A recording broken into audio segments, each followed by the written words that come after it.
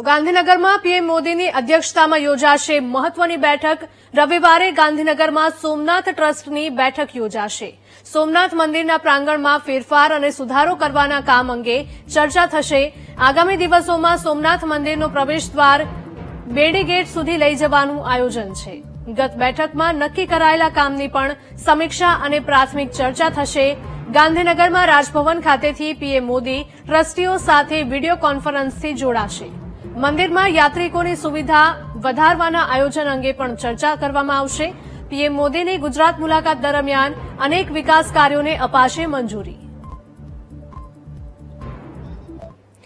Online પર સંવાદદાતા પાર્થ જોડાયા છે વધુ વિગતો સાથે। પાર્થ, જણાવશો કે ગાંધીનગરમાં પીએમ મોદીની અધ્યક્ષતામાં મહત્વની બેઠક યોજાનાર છે, શું વધુ વિગતો?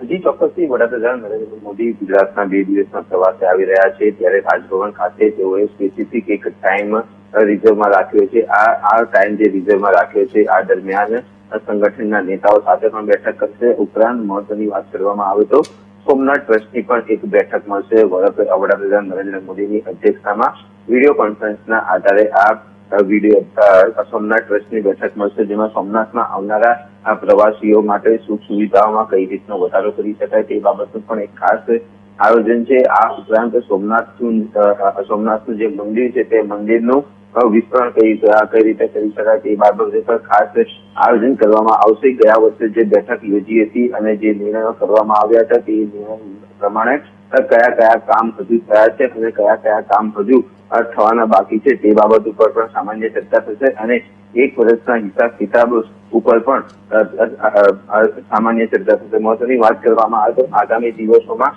જે સોમનાથ મંદિરની બહાર જે શિવાજીનું પુતળું છે તે પુતળાનું પણ સોમનાથ મંદિરના પ્રાંગણમાં લઈ લેવાનું આયોજન છે અને જે બેડી ગેટ છે બેડી ગેટ આગળ જ ખાસ પ્રકારનું એક એન્ટ્રન્સ સોમનાથ મંદિરનું એન્ટ્રન્સ બનાવવા આવશે, એટલે કે કોઈ પણ પ્રવાસી જ્યારે સોમનાથમાં આવે ત્યારે સીધું પાર્કિંગ કરશે અને પાર્કિંગથી જ સીધા મંદિરની અંદર પ્રવેશ કરી શકે તે રીતનું પણ ખાસ આયોજન સોમનાથ ટ્રસ્ટ દ્વારા કરવામાં આવ્યું છે।